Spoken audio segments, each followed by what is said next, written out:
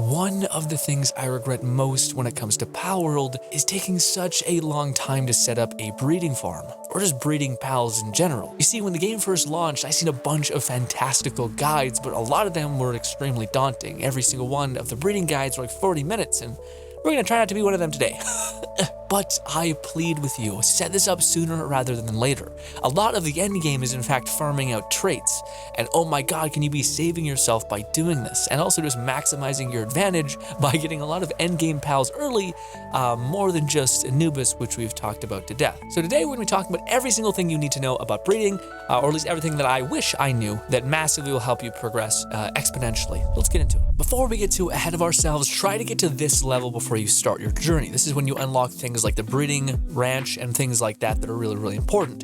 If you are not this level, then simply click this link in the top right corner. It will take you to a video of how to level up exponentially fast in, of course, Palworld, and you should be able to get to this within the first couple hours, the level that we are talking about right now. So go do that. Awesome. Come back to this video. See you in a bit. All right, first things first, let's get you outputting an absolute ton of cake. Not that cake, but sure. In order to breed pals, you need two things, a breeding ranch and a lot of cake. But at least that's it. And your bottleneck is absolutely the cake. So the simple solution to our problem is producing an absolute crazy amount of cake. And let's be honest, you guys probably know the jam at this point. In order to make cake, you are going to need a cow pal. Go here and capture this pal. A couple of them. Hopefully none with some really toxic traits, but if you do, it's not the worst. We'll fix that definitely when we get into breeding. Next, we're gonna go get yourself a bee guard. Not an Elizabeth, a bee guard, the smaller bee that's usually guarding the Elizabeth. Go here, capture the bee guard. Lastly, you need a chicken. You most likely have a chicken, but chickens are everywhere in the beginning area. You likely have a chicken. And if at any point you are struggling to capture those pals, maybe you're killing them too fast or whatever it may be, again, see the level up video. We talk about how to get a good mount, how to not have your mount do so much damage where you're killing things, how to make high level pal balls effortlessly. God, it feels so weird saying pal balls. You guys were on my ass last time by saying Pokeballs. Jesus Christ. Anyways, pal balls. I sound like an idiot. Okay? Pokeballs at least sound less stupid. It's all stupid, it's just less, okay. After you have all of those pals, go back to your base and place down, honestly, a lot of ranches. Ideally 3, each ranch can hold up to 3 pals at once, and ideally all of those are filled up. You're gonna need quite a bit of honey and quite a bit of all of this, so it definitely helps to have more rather than less. Then the rest is simple. You deploy your pals, pick them up, throw them on the ranch. They'll start producing the resources we need, milk, honey, and of course eggs, within an interval, so just take some time and they should produce plenty. In order to make cake, you are going to need 2 other things. Berries, which you probably have an ungodly amount of, and wheat, which you likely don't have that much of. The good news is both of these seeds can actually be bought by this merchant. I would highly advise just buying them rather than farming plant pals to get them. It's awful. Just buy the things. It's super easy. Good. And you probably know what's next. Go to your base, plant down each one of the farms, and hopefully you have pals that are already, farming for you so you can produce the food, because otherwise your pals would be starving if you didn't have that going. Yes. And boom, bam, we're good. We're producing cake. But not an ungodly amount of cake. We were just kind of starting our breeding process, and you're gonna notice a lot of problems. One, why does my cake take so long to actually cook? This is the worst. We really should have found a better name. My point is that there are certain bottlenecks that you're definitely gonna find when you're trying to set up all of this and actually set up and increase the amount of product that you're making to, of course, produce more cake. So let's fix all those problems right now. The first problem you're going to encounter is, oh my god, does cake take a long ass time to make? Almost as long as it takes them to finish up getting busy. In order to make one of the best transport and smelting pals in the entire game, we are going to need to get our hands on a Relaxarus, located here, and a Canamoth, located here. Both of these are not that high level. I think the ones I'm sending you guys to are around 17 to 21, around there, so they should not be that hard to capture. Again, this is about the same time when you can get access to all this stuff. Go to those locations and look for a male and a female. You need a male and a female. So if you have 2 females of the same thing, not gonna work. You're gonna need 1 male, 1 female. Good. After you have both of those, go back to your base, chuck both of them into the breeding ranch, and make sure there is cake in the chest attached to the ranch. By the way, any cake placed into this chamber will not age at all. So you never have to worry about cake aging or anything. Just place it in here and it will always be good to go. While they're getting busy, you should actually set up 3 or 4 incubators. Try to get quite a bit.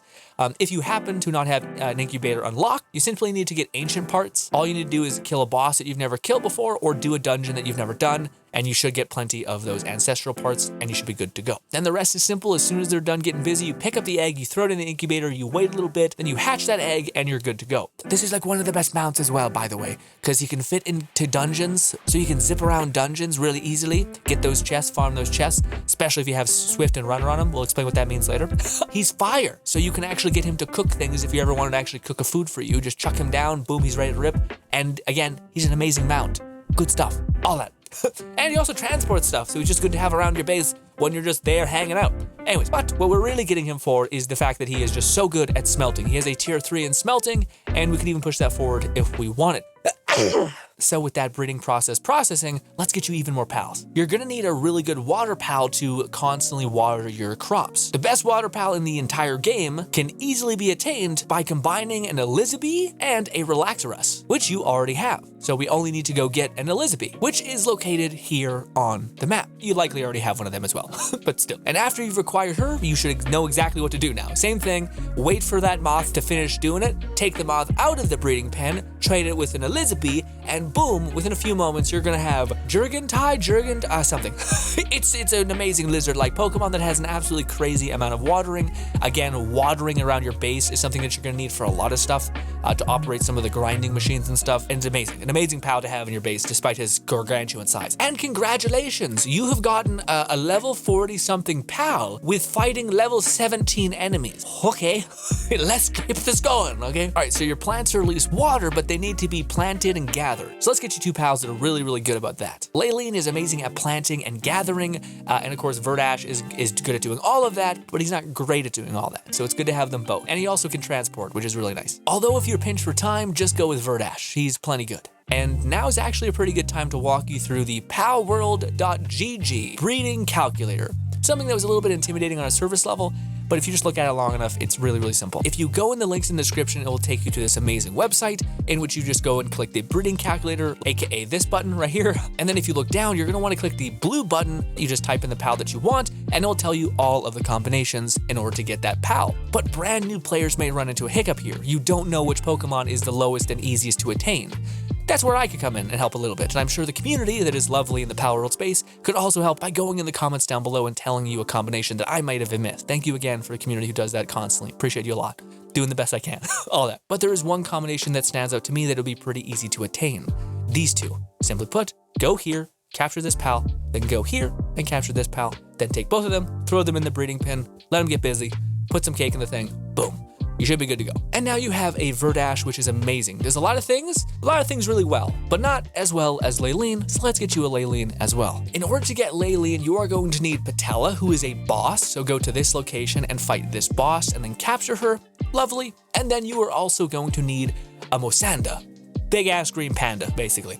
Go here, capture one of them, then by mixing both of them together, you will get a Layleen, who is amazing at planting, and so good at that. But she doesn't transport, which is why I think you still need Verdash, who kind of, well, does it all, honestly. Yeah, and with that, ladies and gentlemen, your farm is massively taken care of. Just having those three in play, Jurgentide, Layleen, and Verdash, will make it so that all the planting you ever want to do is on max output almost. Great. But do you guys remember the cow pal, the bee pal, and of course the chicken pal? How can we make them have much more output so we can make even more cake, so we can keep flipping that switch at every possible base with, of course, our pals getting busy with whatever you desire as far as your pal that you want? It'd be great if we could increase their production, and how we can do that is through traits, which now is as good a time as any to explain how traits work. So here are all the things I wish I knew about traits. The first thing being, there are 3 categories of rarity when it comes to traits. 1 arrow going up is grayed out, it's kind of crappy, they're okay, it's usually like 10% of a elemental attack does more damage. Not very good at all. Maybe movement speed is kind of nice there, but all of them are pretty crappy. The second is 2 gold arrows going up. This is considered rare. And then of course there are 3 arrows going up, which is considered legendary. The beauty of traits and the broken nature of traits is that there are multiple traits doing the same thing. So for example, there is 2 traits called Runner and Swift. I believe Swift is a rare and Runner is a legendary. Regardless, both of these combined together give you an exponential amount of movement speed. Hopefully I can capture the difference here, guys. It is, you'll never know how you survived going as slow as you did with your flying mount. And as soon as you get these 2 stacked on top of each other, by God, By the way, this isn't even the max amount of movement speed that you can get in the game. There's one other perk that you can combine with this, and oh boy, is it crazy. But I'm also happy to report that you do not need perfection, the best, most cracked out of your mind talent structure, to get a lot of value out of it. If you can just get these two, you're sitting pretty. So if you see that there's a rare trait, aka 2 arrows going up, that has something about work speed, there's likely a corresponding 3-arrow legendary effect that also affects work speed. So if you get 2 of those with work speed, that's crazy. And usually there's another 1 arrow going up, common we could call it, arrow thing that stacks on top of that as well. And things can get really, really nutty. So as far as getting a chicken that outputs a ton of eggs, a cow that outputs a ton of eggs, or milk, sorry, milk, and a bee that produces a ton of honey. But again, the question becomes, well, how do I get the bee to have all of these lovely traits? It's really simple. Go to that same calculator that we did, simply type in bee guard, and then look at all of the combinations that get you a bee. Funny thing is, you don't actually have to mix a bee with something else to get a bee. You can mix a Lifmunk and Jurgentide, whatever you want, and if it produces a bee, and you happen to have a Lifmunk with an amazing stat for improved work speed, that's good enough. And that's essentially how you can get an amazing bee, an amazing cow, and an even better chicken, which is hilarious because none of the breeding necessarily is required for you having a bee at a baseline. You could have 2 random other pals that you have an abundance of, and that could produce you a broken, cracked out of your mind chicken that's gonna produce a ton of eggs. So the rest of this equation is really simple. Just scan through all of the parents that you need and then find one that you have an abundance of. Maybe you're like me and I have an abundance of Lifmunks because we know why Lifmunks are crazy, okay? And I see that there's a combination that will produce me a bee. I know that I have a ton of Lifmunks that probably likely have talents galore. One of them has to be work related. Then I get the other pal, whatever it might be, I throw them in the breeding pen, and most likely their child will inherit that trait and likely also summon a new one because there's, I think, a 30% chance for them to get a legendary trait randomly when they're being birthed. And then there's also, I think, a 50% chance for them to get a rare chance, and it goes up all the way to uncommon, which is why it's also really good to just have these 2 breeding constantly for the pals that you most desire. Maybe you want a damage mount, maybe you want a Lifmunk with a ton of damage rolls. Same process that we're doing, except instead of targeting work-related traits, you'd be targeting damage-related traits such as Musclehead, Lucky, and Ferocious. And there is also a chance that they have some negative traits, but you can just keep letting them breed because we already are outputting a ton of cake. And also, when you set up something like a iron farming base, you don't actually need that many pals to have a really optimal iron farming base.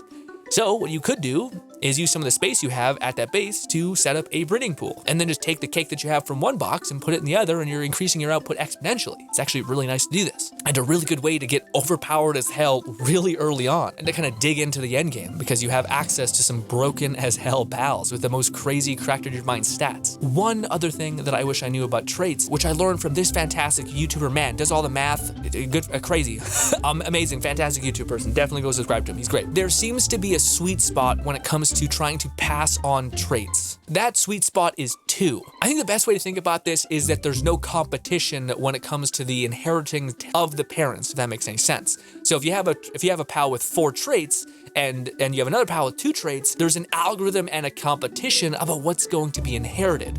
So 2 and 2 makes 4. 4 is the max amount of slots you can have filled with your traits. It just makes all the sense in the world. So if possible, try to keep the pals with 2 dominating really good skills. I know it's tempting to have 4, and even better if they're playing into the same thing, like Swift and Runner being on 1 combination.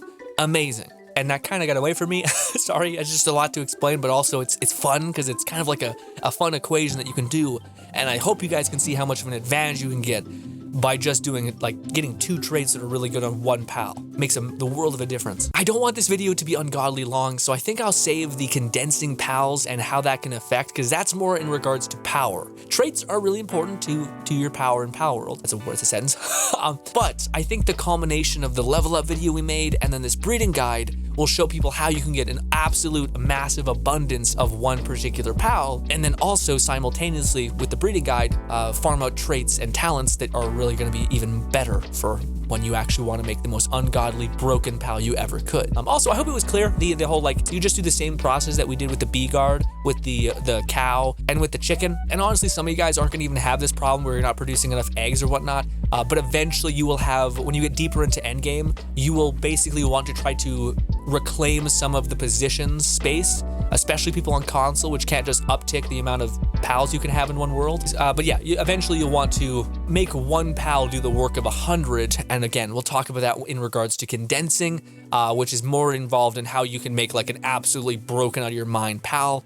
So I think I'll say that for the video I want to make going forward, which is basically like how to become absolutely broken in this game, which these are the two methods how you do it. You need to be able to capture pals, you need to be able to breed them, and you need to be able to understand how the trait system works.